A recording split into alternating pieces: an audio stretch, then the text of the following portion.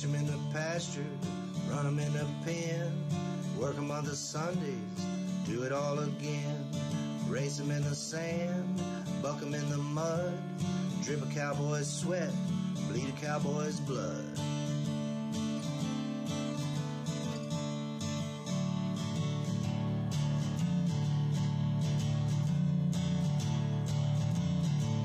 I'm Zeke Thurston, 2016 World Champion Saddlebrock Rider, and you're watching The Peppered Stewart Show. That's what he said, not me. You guys are tuned in, staring, listening. Wherever you're at, you're here. You're here, I'm here. Solo today, there's no one else. Is there no one else? No, there's no one else today, just me. But that's all right. We will fly through this thing with no birds. No birds in the engine. Hopefully, I don't know. We'll see. We got a good show, though. We got a good show lined up for you guys anyway, whether you like it or not. I don't know how much TV you watch, reality or otherwise, but I got stuck on a show. I never really much into reality TV. I think I watched reality TV back in the old days when cable first happened and there was an MTV show when they crammed all these people in a house called A Real World. I think I watched that, and that was it. And that was many, many moons ago. So anyway, not much on reality TV. Well, anyway, I decided to do like everyone else, all these streaming services, and I got Peacock. And I pulled up Peacock, watched some shows on there, and then I started watching Traders. And I was like, wow, that's interesting. So we kept watching that, all those seasons in different countries. Then there was a character on there that was pretty interesting, kind of ruthless, kind of nonchalant-esque from another show. So I was like, I want to see what that show is. So anyway, stumbled upon Below Deck. If you haven't seen it, go watch it. It's been out for a long time. I didn't know that. I just started watching from season 1, and I'm up to season 7 now. So I've watched 6 or 7 seasons of the original, and I've jumped over and watched a couple of the Below Deck Mediterraneans. Watched those too. And there is a captain on that boat. There's a couple different captains in the different seasons. And Captain Sandy is one of the captains, and we are going to talk to her today and find out about what happens on the boat and how she became a captain, what piqued her interest in captaining big super yachts. And I'm talking, these are big yachts. They're like 200 foot. They put my little 30-foot Regal to shame. They could pick it up and put it on top of the yacht. And they do that with other boats. They pick up other boats and put on top of the yacht. Yeah, it's pretty crazy. But it's been entertaining. I'm kind of, not I want to say fascinated with the show, but I enjoy the show because I learn a little bit about the boating and water stuff and water sports. Not like that video. So it's good stuff because I've already talked to her after a while, and then we'll dive into some PBR action, what's happening with the PBR Professional Bull Riders, see what's going on. We've teased it before, but the tease is over. We are going to talk to Paulo Crimber today, and he's the new coach of the Florida Freedom. And we're going to talk to him, see what's going on with that, find out about some teams, and then find out about John, what's John been up to. So we'll do that. We got a lot of stuff for you. We're going to have fun with that. We got your favorite cattle market news. We got the American coming up. We got the Thunder Cow of Oklahoma. You're probably like, what is that? We're going to tell you. The American Western Horseman. Something crazy happens in Japan. I don't know why. We're going to tell you about that. Some guys trying to set records or sinkholes. Have you ever won a lifetime supply to anything? We're going to tell you about those. The Scottish Highland Trophy has been missing for centuries. They found it. And we may even have some tunes from our friend of the show, Doc Westman. But what I want to do right now is tell you about a sponsor we brought on here, a new sponsor that's kicking on with us. They do radios. So let's see what this is all about.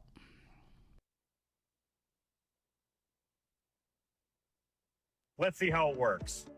Hey, Garrett, this is Steve with Rapid Radio. Can you hear me? Got you loud and clear, Steve. Welcome to Rapid Radios. We have a staff of 15 people right here in Grand Rapids, Michigan. Our radios are not only inexpensive, but they provide coverage anywhere, coast to coast. Whether you're looking for a radio for your small business or trying to keep communications with your kids or the elderly, Rapid Radios are a great solution for you. We have tens of thousands of happy customers all across the globe. Some of our customers include Fortune 500 companies, local police and fire, the Department of Homeland Security, Border Control, celebrities, and more. All of our products are backed by a 100% satisfaction guarantee. So rest assured, if you're not happy, we'll refund you. Some people on social media might think this is too good to be true. Well, I went ahead and flew one of my team members, Garrett, out to Miami, Florida. I'm sitting here in Grand Rapids, Michigan. That's 1,461 miles away from me. Let's see how it works. Hey, Garrett, this is Steve with Rapid Radio. Can you hear me? Got you loud and clear, Steve. Awesome. How's the weather there in Miami? How's the temperature? Probably better than it is here in Michigan, I hope. It's a beautiful Sunny and 75 down here in Miami. Beautiful, sunny, and 75. All right, Garrett. Well, you take care, man. Thank you. And we'll talk to you soon. Alrighty, I'll see you when I'm back in Michigan. The Rapid Radio is working just perfect. Crystal clear communication, state to state, over 1,000 miles. With Rapid Radios, you can communicate instantly, hundreds or even thousands of miles away in a group setting or one-on-one. We provide the service, the nationwide coverage, and no monthly fees. Check out rapidradios.com for more information.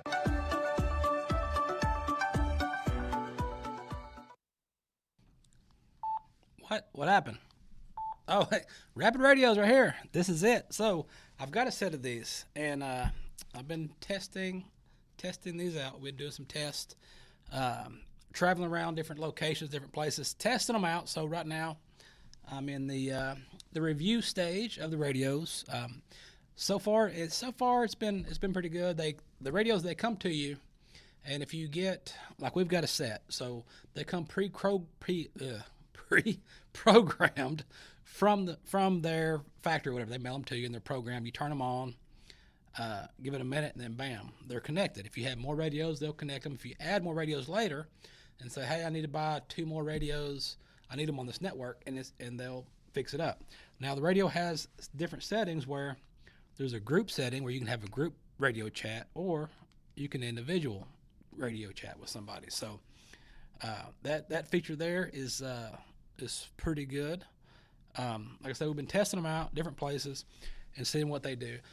There is no, like he said, there is no monthly fee. There's no monthly fee. Okay. The radios come to you ready to go. You buy the radio. I don't remember what the price is. You can look it on the internet. And it comes to you and it's activated for a year. Good to go. Now, you do have to pay another fee the next year to keep your radio going, but it's only $50, okay? $50 for a whole nother year to use your radio. So you can't beat that with cell service.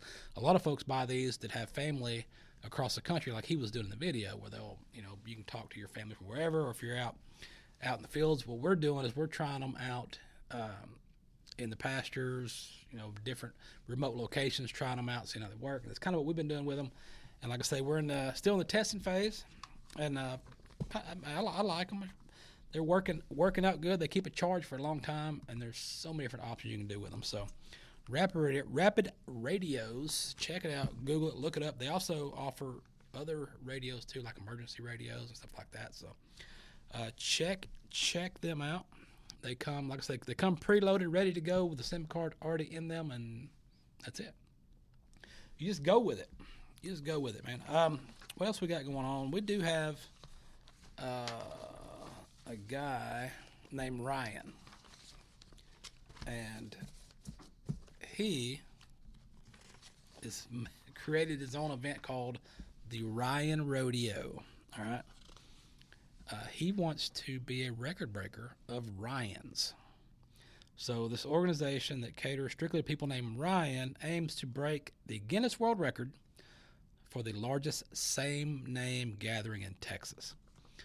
The Ryan meetup is based in New York City, and they're going to hold its first Ryan Rodeo in Texas, which has an aim toward breaking the record that was set in 2017 when 2,325 people named Ivan came together in Bosnia and hedro something or another. I don't know what that word is.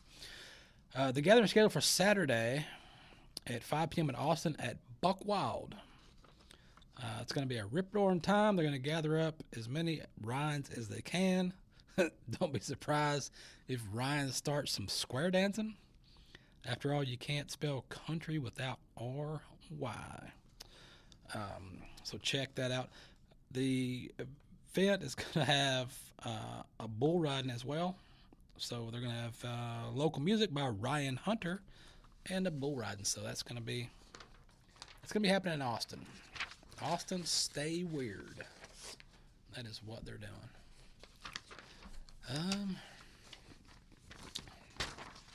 Do we have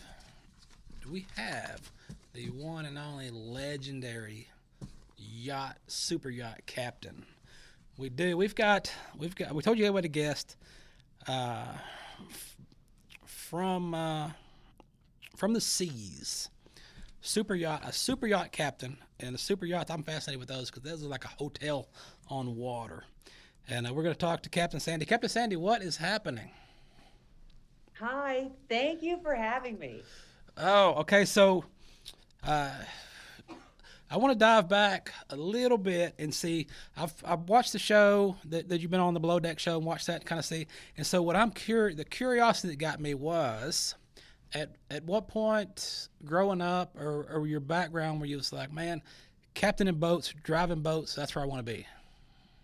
You know, it's so far from how I grew up. I actually grew up on a ranch, and we had horses and cows and pigs and lots of animals. My dad was a hunter. We had 42 dogs, and we always had a bass boat.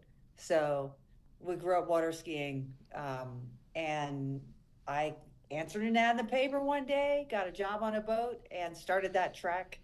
And thought, wow, I can make money at the same time I'm getting a suntan and a workout. I thought that was pretty cool, working on the water. And it looks interesting. So did you start? So I guess you started on smaller boats and then kind of worked towards it. How do you become a captain? I know there's like a licensing thing and stuff like that. So how do you do that? Well, I started on small boats, washing them, maintaining them, and then I got a job for a guy who gave me the opportunity to learn, which was, you know, if you don't have that opportunity to learn, how are you going to learn? Right. And the TV show has actually shown millions of people that there's jobs in the industry, which I had no idea. I just answered an ad in the paper years ago. It's pretty cool. The money's good. Sorry about the dog barking. Little bear, no. The money's great. And the cool thing is I started a charity, founded a charity, and we have created an in-school curriculum which will educate kids in school and let them know about the maritime industry. And it's something that I didn't seek. I had no idea it existed. And when I found it, it was like, oh my gosh, I can earn money in this industry. It was pretty awesome. Yeah, and it's God, it's so interesting watching the show. I know that it's for TV, and they do, you know, some things happen to kind of help with the TV, but how much you know, involved from what you see on TV to what is going on? You're out there for a week or so, and they've condensed that down to? That's correct. We're out there for 6 weeks, and there's a lot of footage. Everything that you see actually happened. No one produces us. It's a real job. They really act like that. And I think it's the pressure. It's like a pressure cooker, right? So you're in this it's a big tube on the water, you know, but still it's like small living quarters for people. They work, they wake up, they eat breakfast together, they work all day, they have lunch and dinner. And it's like a family at sea with all the drama, just like at home. Yeah. You fight with your brothers and sisters, your parents, it's the same thing. The only difference is it's a real job. We are responsible for lives at sea. And, you know, you just got to keep them on that track. When they start to lose it, I just say, go count your cash under your pillow. That's why you're here. Right. And you've been at this for a while, and you've been fairly successful. You know, you won the Distinguished Crew Award. You had the fire, you had the pirates. I watched that. I watched that episode. You talked about that, so I was like, "What happened?" So what happened with the fire, and then what happened with the pirates? Well, pirates are thieves at sea, so they're everywhere, not just in the Red Sea. Um, they're in the, they're everywhere, Caribbean, and I was transporting a boat for an owner in Dubai, and on the way, our boat caught on fire. At the time, Yemen was in a civil war. Um, there had been a lot of pirate attacks. The year prior, the USS Cole was attacked. It was an election year, so it was like polarizing. And we had security on board who was getting intel. He kept informing me, and I was like, listen, all you're doing is stressing me out. When the pirates are off the bow of the boat, let me know that. All That's right. the time to tell me, not, build me up. Yeah. So we had the fire. The cool thing is that when you're on a boat, you train, train, train. We do fire drills, man overboard drills. We never stop training. So we're prepared. We handled it really well. Um, it was the calm in the middle of the storm. We did not get, no pirates boarded us, but we called a warship because there's a coalition of warships after September 11th that monitor those bodies of water. I heard Warship 68. I called that warship. It rescued us, took us into Hadida, Yemen, where I spent 13 days wondering if we were going to get, taken. So the good news is we didn't, and we made it out alive. Golly, that sounds insane. Yeah, it was stressful. So now that you've been on the boat for a while, you've done that for a while, and now you're going on to speaking engagements. You got the book out. How'd the book come to be? Be the calm or be the storm? The book came from the fans. They watch the show. They go, "Oh, we love your leadership skills," and I just think, what leadership skills? All I do is treat people how I would like to be treated. That's all I do. I always think that when I have to let someone go, they already feel bad. Why would I make them feel worse? Um, I come I come from the human element side, and we're actually taught that in C school. We have to take a class. I think it's called, what do they call it today in the corporate world? DE&I. So it's called human element. It's called Mm-hmm. Helm. And we take that class because we have to learn how to treat others. We have to learn that when you're at sea, these are your people that are going to they're going to be in your lifeboat. So you don't want them, you know, putting a hole in your lifeboat. You want Yeah. them to help you paddle the lifeboat. And it's just about leadership. The book is great. I'm very proud of it. It was the hardest thing I ever did in my life to sit down. I had a collaborator because I am not a writer who grilled me daily and just talking about my life, sea stories. And, I come from a long line of addiction in my family. So I struggled with that. I got sober at the age of 25. And it's like my life has been aligned for me. When you do the next right thing in life, things just come your way. When you're just out there, and it's about, me, it's not like that in life. It's all about giving back, taking care of yourself, mind, body, and spirit. And that's what I try to do on a daily basis. It is not easy. It takes work and perseverance. And just like today, my sister came to visit. My birthday's tomorrow. She's from Florida. She wanted to see Red Rocks, but to get to the top of Red Rocks, it is a hike. So she was like ready to turn around. And I'm like, it's worth the climb. Mm-hmm. Don't come this far and then give up. Continue on your climb, but take rest along the way. All right. Recharge your batteries. And so basically the book is about that. Okay. And so, I guess the book that's on Amazon. On Amazon, yes, you can get it everywhere. anywhere. Okay. Yeah. Okay. And one of the questions I've got for that boat, when you're docking that boat, does the boat go sideways? Does it have a setting to where once you roll up you can float Wish. sideways, or do you have to Yeah. manually turn that thing? I have to make it move sideways. We don't have a stern thruster. We just have two engines and a bow thruster. Half the time, the bow thruster doesn't work properly, so you're really struggling. The reality is you're only as good as your team when you're docking, because I don't have eyes in the back of my head. Mm-hmm. I can't see. It's a 190-foot boat. I'm, probably 45 feet in, and you can't see behind you, so you have to trust your people. And again, it's like investing in your team, so your team have your back.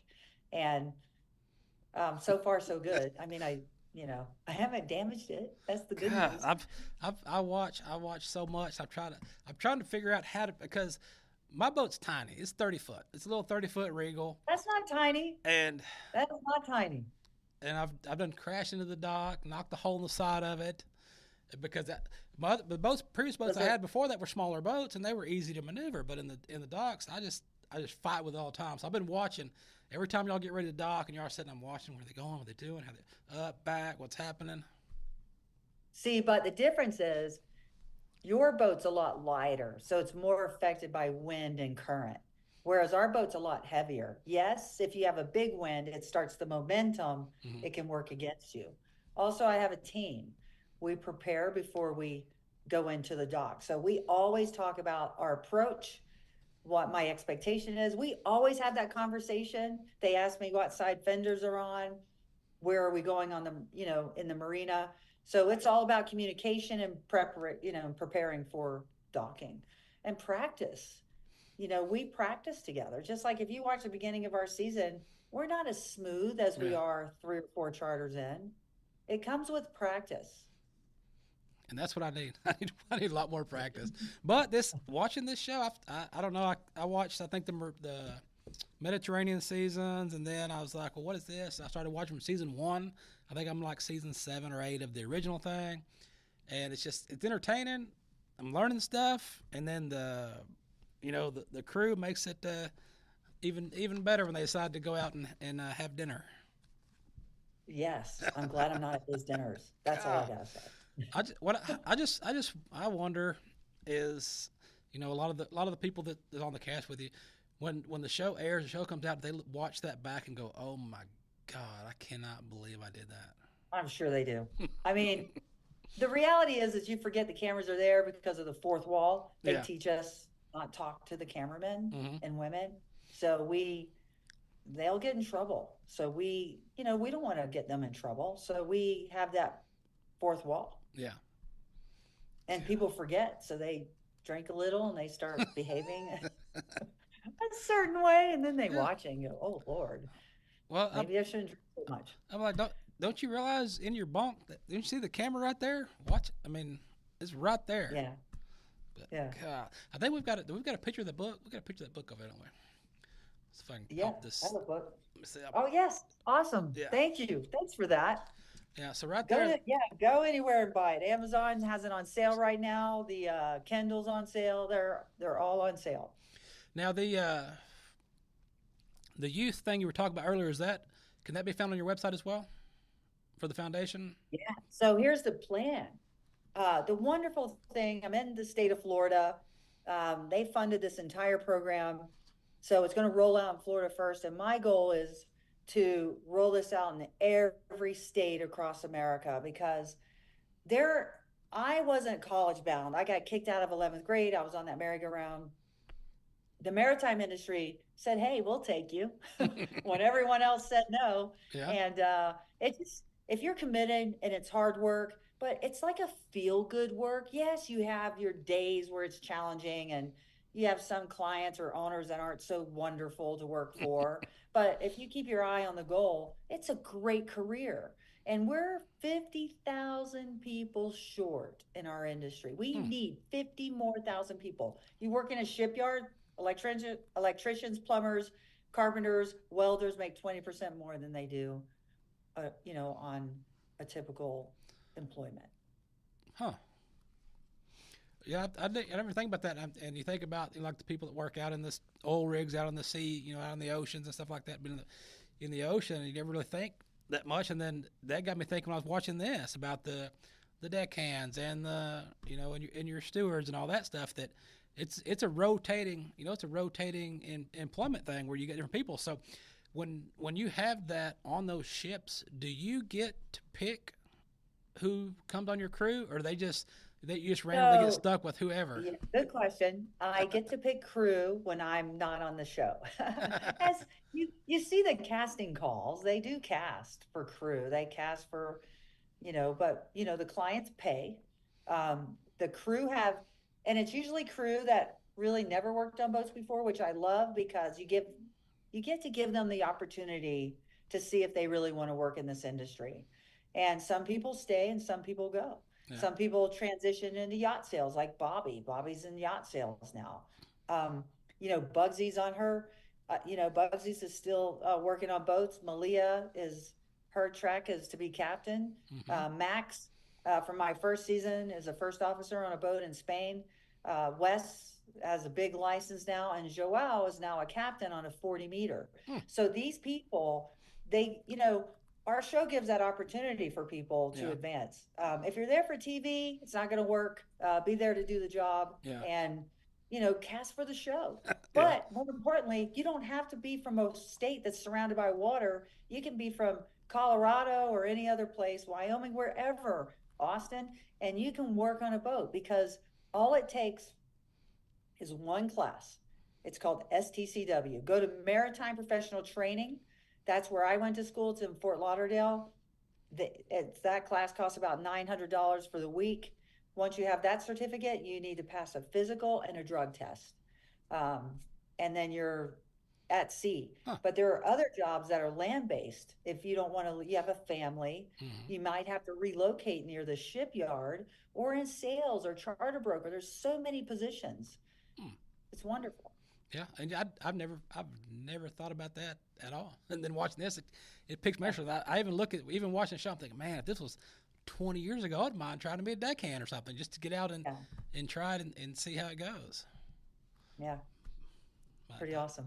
So how's the book tour? How's the book tour been going? You've had book signings and good. Some speakings. Honestly, great. Detroit Boat Show brought me in. Sold a lot of books there. Met a lot of people. I just did the Miami Boat Show. I'm running out of steam. I need a little break. So I'm not doing the Palm Beach Boat Show, but I am doing a women's expo in Jacksonville. Okay. It's in March. I think it's like the 15th or 16th and 17th of March in Jacksonville. Okay. Which is really cool. So I'll be selling my book. I think I'm speaking on stage. And then after that, I'll probably do one other one and then off to Europe, hopefully. Yeah. Okay. All right. That will work. That sounds good. We'll throw your website out again. It's CaptainSandyYawn.com. There it goes. CaptainSandyYawn.com. They can get the book. Think about it. They can check out your merch, order books. If they want to have you come speak somewhere, they could book you there. Yeah, that's right. So in fact, I got 2 big speaking deals coming up. I'm very excited about, and I love speaking because if I can help change someone's life, it's worth it. But of course, we all have to make money, and that's such a feel-good way. I love my job as a captain.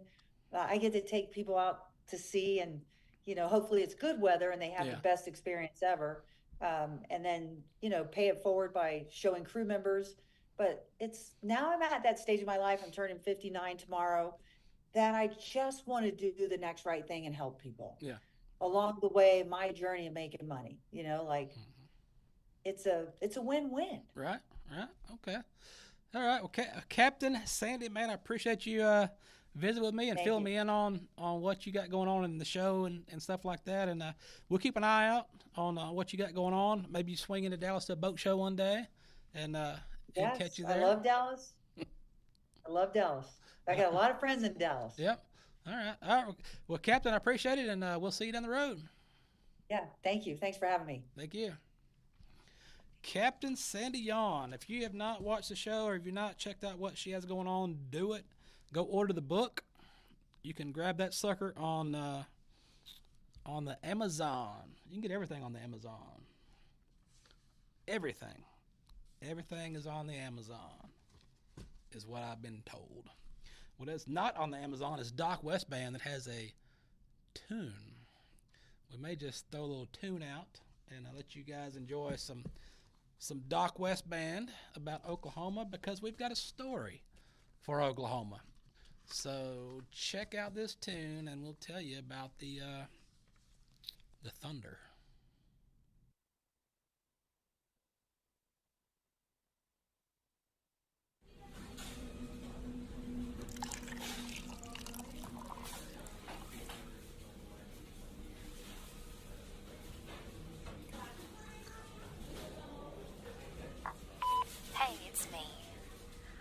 want you to know how much fun I have with you.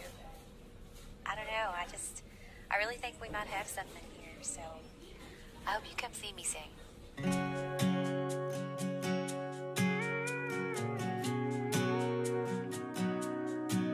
Yeah, you caught me completely by surprise in an Austin dive.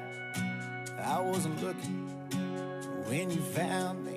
You saw only in my eyes.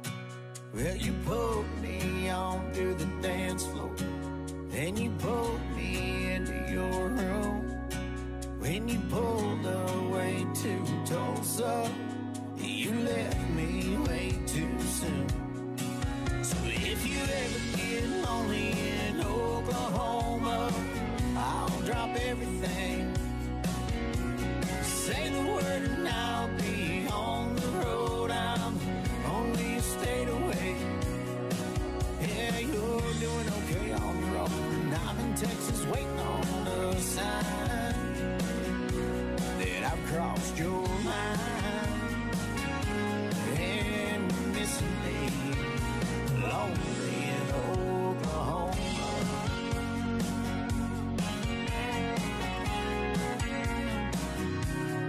I've got some good friends on the weekends, and I hardly bring up your name.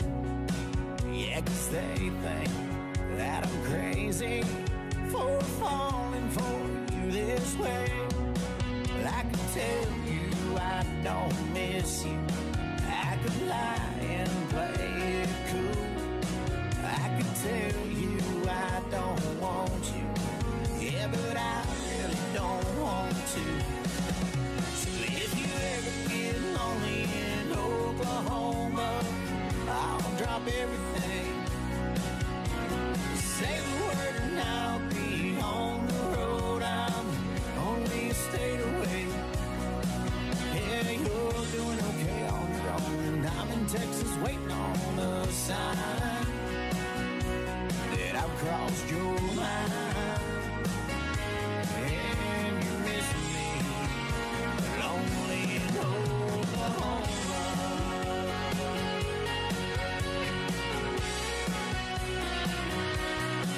So if you ever get lonely in Oklahoma, I'll drop everything. Say the word and I'll be on the road. I'm only a state away. Yeah, you're doing okay on your own, and I'm in Texas waiting on the sign that I've crossed your mind. And you're missing me, lonely in Oklahoma. Oklahoma, lonely in Oklahoma. Oklahoma, lonely in Oklahoma.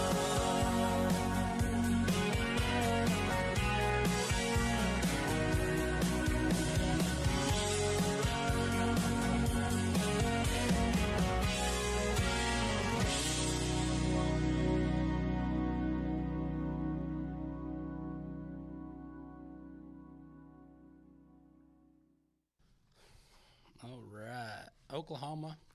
Thunder cows. There is a thunder cow in Oklahoma. Residents near an Oklahoma lake reported numerous encounters of a mysterious creature, a loose cow, wandering the area that has been dubbed as Thunder Cow. And KOCO TV sent us a clip of that. I believe she's real. For over a year, people near Lake Thunderbird have had mysterious encounters of the bovine kind, a cow that shows up in people's yards and can't be caught. Not only were there hoof prints, but she left a nice little cow patty behind. She hangs out around Lake Thunderbird, so that's how she got her name, Thunder Cow. We talked to one woman who met Thunder Cow in January. She just sort of popped out of nowhere. And it startled us because, I mean, it's a loose cow, and it's pitch black outside. I was like, you know what? I can post on the neighborhood Facebook page just to kind of put out an alert. And when I did that, That's when I started getting posts after post after post in response telling me that, oh, hey, that's just Thunder Cow. Locals have no beef with this cow. Some even call it the mascot of Alameda. One person seeing a post wondering if she was still out there, calling her one cool bovine. And each new post makes the legend even more mystical. Many have tried, but no one can get her, and she travels she travels in the dark. So, is this Norman's very own Bigfoot, or does she have an owner? It's unclear for now, but locals say they often see her grazing here on the shores of Lake Thunderbird during the day. She's out there. Since Natalie Bevel's encounter, Thunder Cow hasn't hoofed it back yet, but she has heard from others who've seen her in their yards. The legend of Thunder Cow continues to grow. Colby Terrell, KOCO 5 News.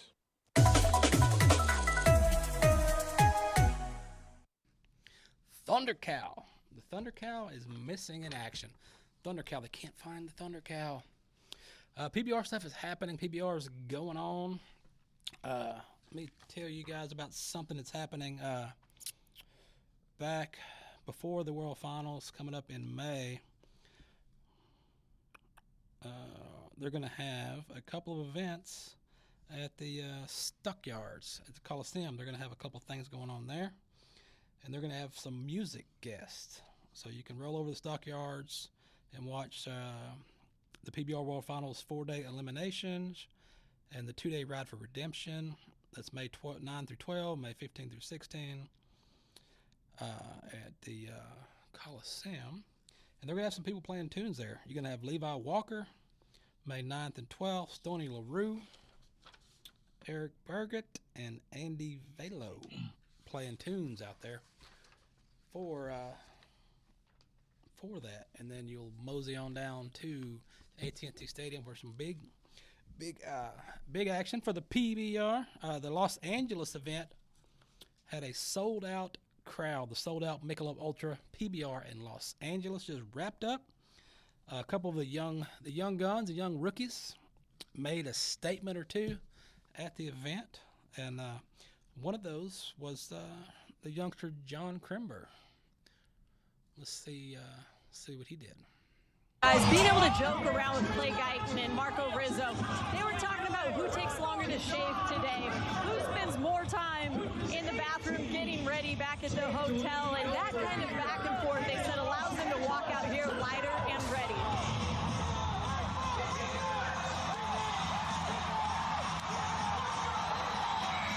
No debate how long you need in this sport. It's always 8 seconds, and that's the second time this weekend John Crimber has come through.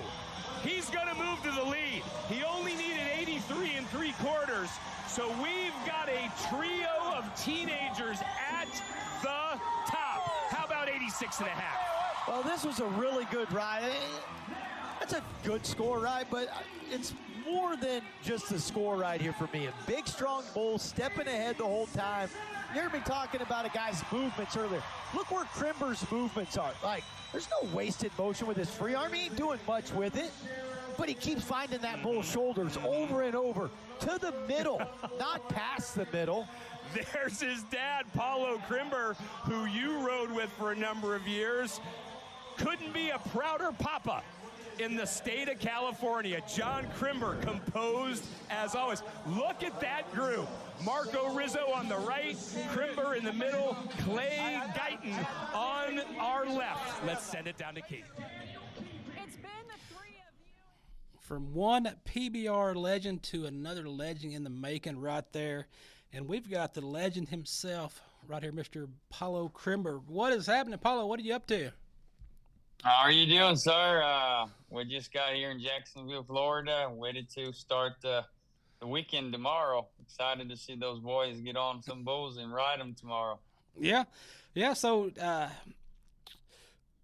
you've taken over as the coach for Florida. So how's your team looking? Yes, sir. I just got the head coach job for the Florida Freedoms. I'm very excited about that change. Arizona was great for me. I have some good boys there. I have to leave behind, but that was time, for this new page of my life, and it was a great opportunity. I feel like we are putting a really good team together. We're signing some new guys, existing guys, and we just did a trade. It's just I'm very excited about it. And we also have the most ping pong balls. We have the biggest chance to have the number one team, pick for the draft, and we will have two picks in the first round. I'm very excited about that too. And those picks you got coming up, I know you don't want to spill your hand yet, but are you looking at some of those young guys? You bet. For sure, if we can get John, that'll be great, because not just because his talent, but I know him. I kind of help him get where he is. I think it'll be easier to kind of continue that process we do. He feels good about me being in his corner, and I love to be on his corner. I think it'll be a great matchup.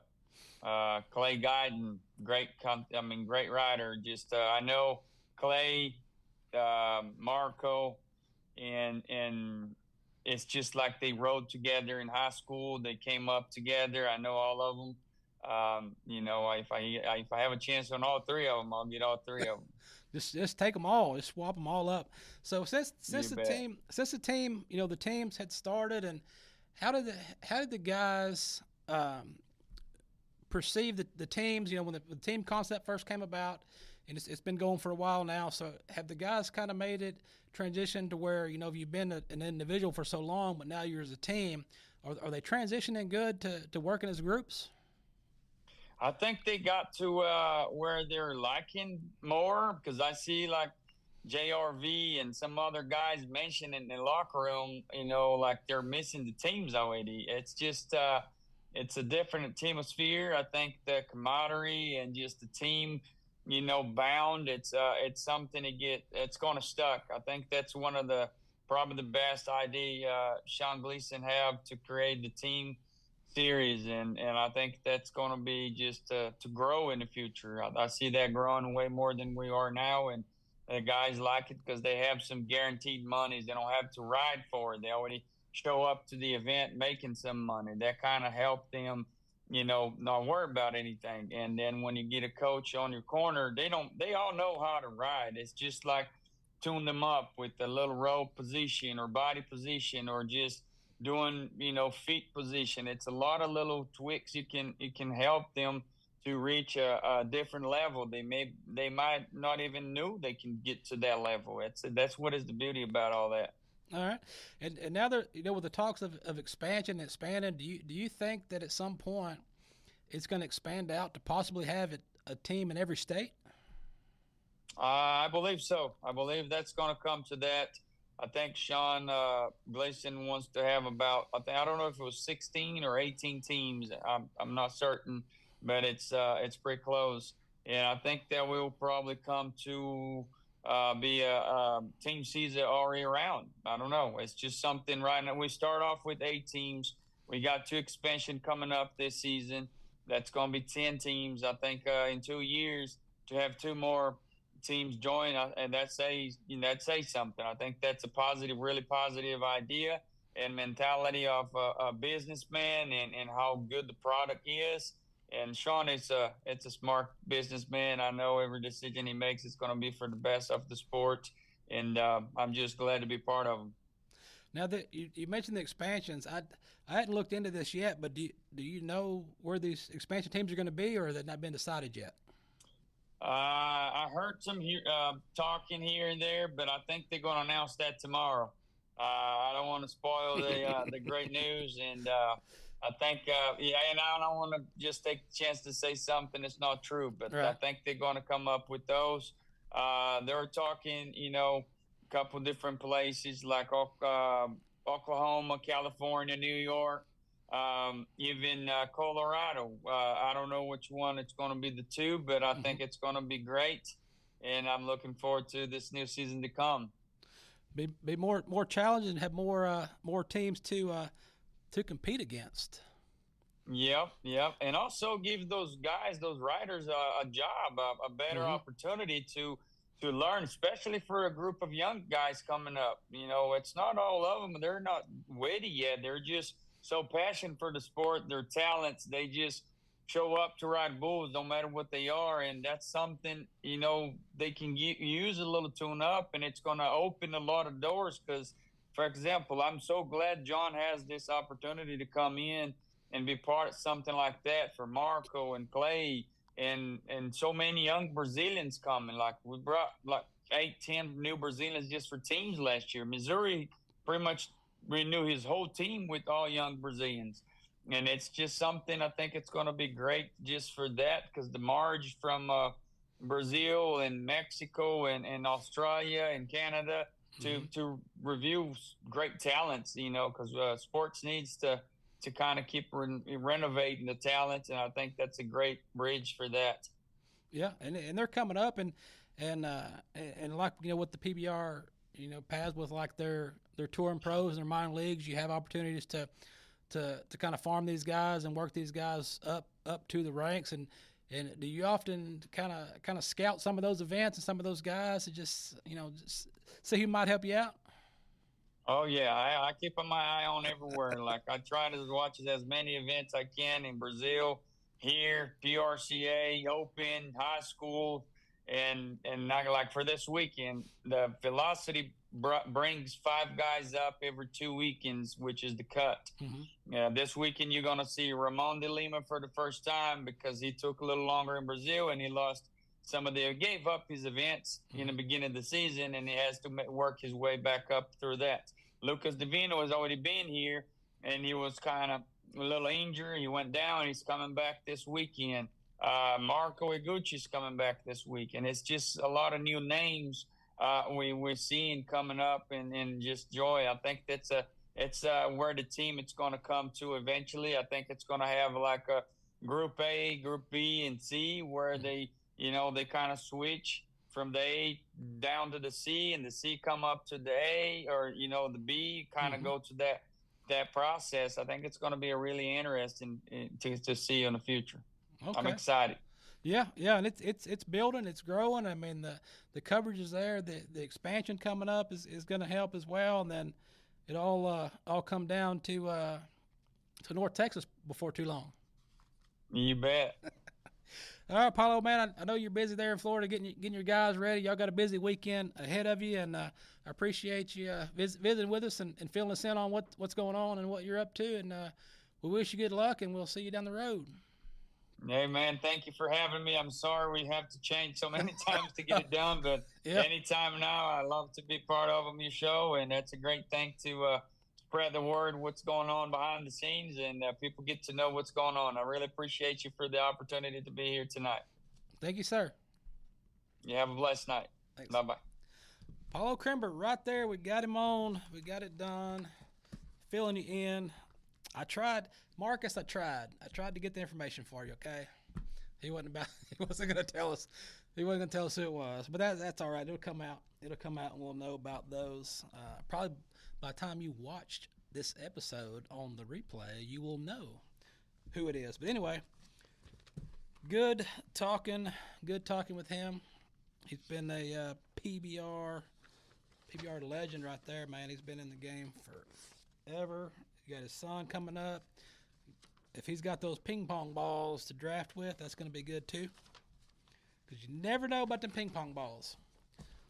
I was at this one place, this one time, and some woman almost shot me in the face with a ping pong ball. And I was like, where did that come from? Was it pickleball? What else is happening out there in the world? We got so many stories, which is good. We have so many stories and so little time, and it's so great because it's coming up on the end. I don't have to tell you all this stuff. What else do we want to throw in there though, just for the fun of it? We're gonna do Marcus's favorite story right here. So we got in Japan. I have no photos for this, so use your imagination. After more than 1,000 years, Japan's Naked Man Festival's coming to an end. The annual event, almost said it wrong right there. The annual event, commonly known as Naked Man Festival, came to an end after 1,000 years due to declining population in the area. The Summonsai Festival, commonly known as the Naked Man Festival, involves hundreds of loincloth-clad men gathering at the temple to wrestle for ownership of a bag of talismans blessed by the temple's chief priest. Man, I should have read this beforehand. This is terrible. Now, wonder they're canceling this. Who would want to wrestle for a bag of the priest's stuff? What's in the bag? Now I want to know what's in the bag. Dango Fongjanami, the chief priest of the temple, announced this year's festival will be held Saturday was the last. I think it should be. This year's winner was a local resident who was Kikuchi Tashaki, 49, who's a member of the festival's Preservation Association. It's sad that it's ending, and I participated in hopes that it would be a memorable festival. Well, that doesn't sound fun. I will pass on that. I guess, what else we got? We got the American and stuff, but we'll get to that next week. If anybody's watching, listening, whatever, I've still got a box of videos of Yellowstone 1923. If anyone wants one of those videos, shoot us an email, and we will mail those out to you until we run out. Yellowstone 1923. Hey, just a word of advice for your viewers. Do not Google Naked Man Festival. Oh, yeah. So I'm being told, don't Google Naked Man Festival. Apparently it's not what you think. I just tried to Google it to find out some more information for y'all, and luckily some things were blurred, but just take my advice, guys. Whoa. Yeah. Pass on that festival. If you want to go to a festival, go to the Testicle Festival. What? Wait, what? The Testicle Festival. There's a huge event every year. It goes on in Texas. I forget which town it is. It's the Testicle Festival, and they just fry up a bunch of calf fries. Oh, okay. And they have bands play and stuff like that. It's not like golf. They're not rolling them around and golf balling them. What else was I going to talk about? Is there anything I need to talk about? The American we can do next week because it's not close enough. The cattle market, we can do that next week. I guess let's do this. Let's roll out and get out of here on this video here. This in Los Angeles. PBR was just in Los Angeles, so we're gonna get into Los Angeles here. There was a horse that was nearly swallowed in Los Angeles. That was not at the Man Festival though. By a sinkhole. The horse was swallowed by a sinkhole. I missed that part. Firefighters in Los Angeles came to the rescue of a horse that ended up trapped when a sinkhole formed underneath where she was standing. Okay. 20-year-old Pasofino ended up trapped. They took 3 hours to dig the 1,200. Okay, you said Pasofino. I know Pasofino is not 1,200 pounds. But they brought it out, and I think they got a picture of it, of how it happened. A dramatic rescue unfolding today in Lakeview Terrace, where a 1,200-pound horse is freed after being trapped in a sinkhole. Yeah, there were ground and air crews from several local agencies combining their resources in this rescue effort. KTLA's Kimberly Chang live in Lakeview Terrace. She's got more on this really amazing rescue. Kimberly? Hi, what a great ending. We just spoke with the owners and they tell me, obviously, they are relieved. After several hours stuck in a sinkhole, firefighters and rescuers were able to pull this horse out safely. They say she really lived up to her name today. Lucky. There's no better ending than this. Lucky, a 20-year-old horse that fell into a sinkhole in the backyard of this Lakeview Terrace home, rescued safely. Juan Lostre says his wife was riding Lucky, as she typically does, when they started sinking into the ground. Wow, I can't believe it's over. His wife made it out with some injuries to her side, but the roughly 1,200-pound horse became stuck in mud. I thought she tripped on the walkway, and she just fell down to her front legs. So my wife fell over her. Lostre tried to pull her out but couldn't. They called for help. Dozens of firefighters responded and started strategic efforts to get Lucky out without hurting her. So we gingerly used shovels to begin with. That didn't get enough. We actually brought in heavy equipment with a bucket. But as you notice, that was pinpoint precision. They would move enough back so that way it had a trench. That way the dirt that they took out from that tractor bucket wouldn't fall back in on Lucky. After roughly 3 hours, Lucky was brought out without any major injuries. Does she look good to you? Oh, yeah, absolutely. Yeah. She's eating, which is a good sign, and walking. Her legs are, they didn't get, damaged. A fire official told me they can't say definitively what caused this sinkhole, but the homeowner says they blame the recent rain. Now, we're told that the owner who was riding Lucky was injured, but she is expected to be okay. For now, reporting live in Lakeview Terrace, Kimberly Chang, KTLA 5 News. Terrific ending. Thank you, Kimberly.